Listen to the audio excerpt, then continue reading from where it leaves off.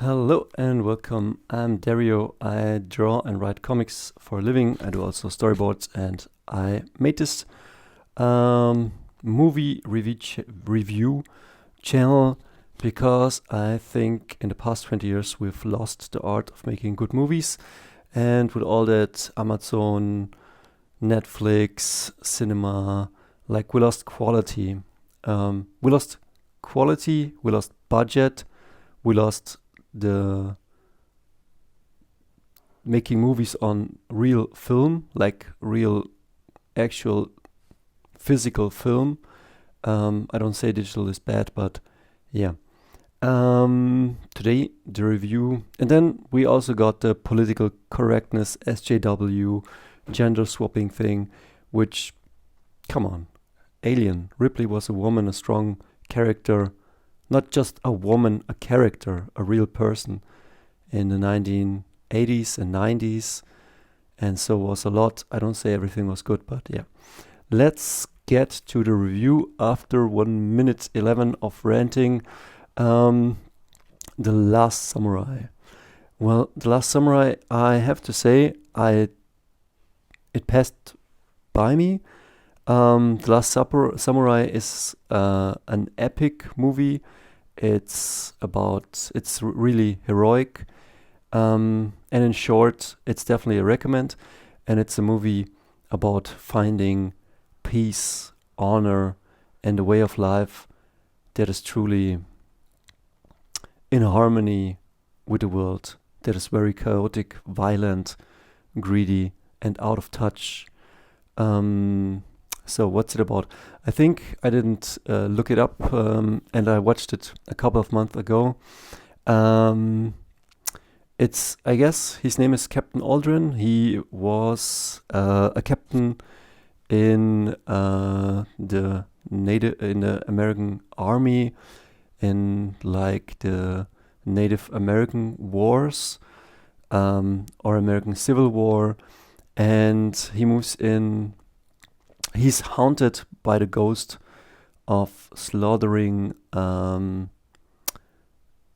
innocent Native Americans. It wasn't his plan, it was the plan of his captain and maybe the army at large to end those wars. But he's haunted by those images and things he did. So he is a war hero, but he's a broken war hero. And he's drunk pretty much all the time, and then he's also broke, and he earned his money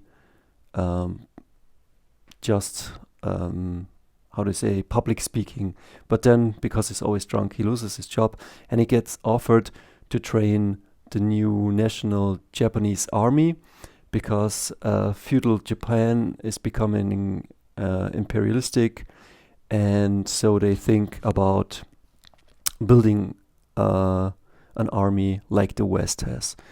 But that doesn't sit well with the samurai. And so there is a civil war between the samurais who defended feudal or ancient Japan for centuries and the new militaristic, how do you say it, army.